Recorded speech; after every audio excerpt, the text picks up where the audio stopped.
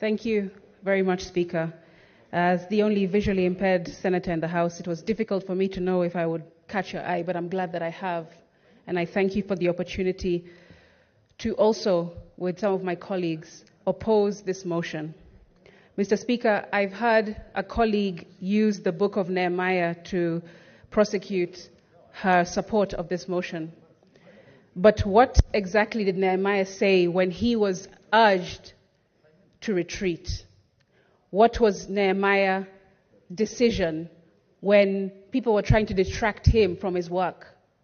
Mr. Speaker, Nehemiah said, I am doing a good work and I cannot come down. And that's what GenZ are also saying to the executive and to members of parliament, that they are doing a good work, standing up, speaking for themselves and for their colleague young men and women who are out in the streets, Mr. Speaker, and they cannot come down. And neither should we in this Senate. How can we go on a recess? Why are we going on a recess? We have just come from a 3-week recess period, Speaker. Why do we need 2 more weeks to reflect? This is a house of reflection, and we have to do it while we're sitting in these seats and when we're speaking in these microphones. That's what we're here to do. Parliament stands to represent its people. Parliament, Mr. Speaker, does not close to run away from its people.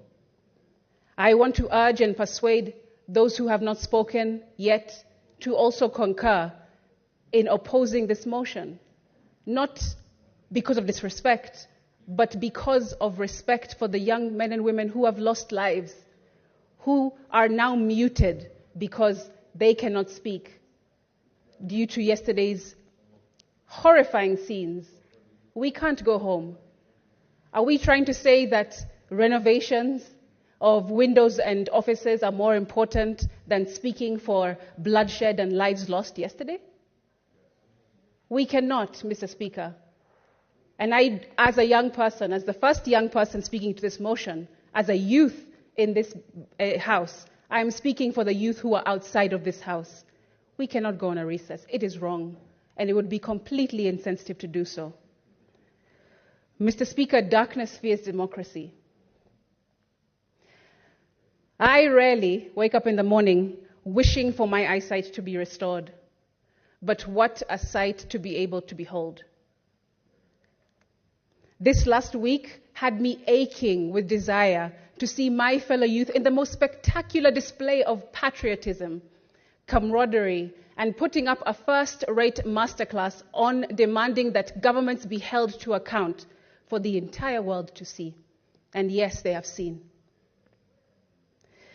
But unity, Mr. Speaker, has been violently gunned down in the streets, not by men, but by monsters who have no concern for human life.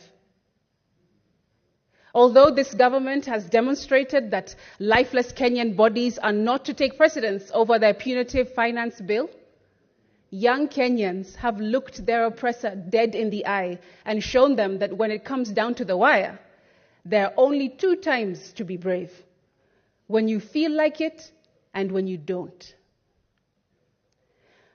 My profound disappointment with the current government and its forceful assault on crowds of innocent youth, Speaker, by its nefarious police officers who have gone rogue on unarmed young citizens peacefully exercising their constitutional right towards an uncaring, a corrupt, and wasteful government in their eyes that has turned its back on them, cannot be emphasized enough, Speaker.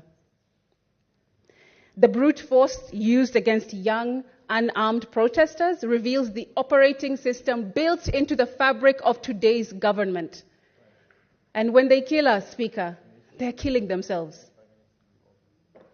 The arrogance from some of these top government officials has been outrageously condescending to young people, disgusting and reminiscent of narcissistic abuse. You call us wankers and clueless children of plunderers. Then you say you're proud of us for making our voices heard peacefully. Then abduct defenseless children using state machinery and escalate a peaceful demonstration of young people with phones, twigs, and water bottles in their hands into barbaric scenes of bloodshed. Young people, Mr. Speaker, were not out to kill. In fact, I was here on this premises yesterday when everything set off. And whilst I was separated from my security guard, Mr. Speaker, I also saw another member of parliament from the National Assembly who is a wheelchair user, who voted yes to the finance bill, also having been separated from his team and his aides and bodyguard. He was stranded, Mr. Speaker, couldn't run, couldn't hide in his wheelchair. And you know what happened when those kids entered this premises? 3 young boys saw this member of parliament who voted yes for the finance bill, and instead of reprimanding him, instead of reading him their minds, giving them a piece of their minds, you know what they did? They actually carried this member of parliament in his wheelchair to the tunnel so that he can go and seek refuge across in Bunge Towers. And then the 3 boys ran back and joined their fellow comrades. That's what happened. These kids don't operate in mendacity, Mr. Speaker.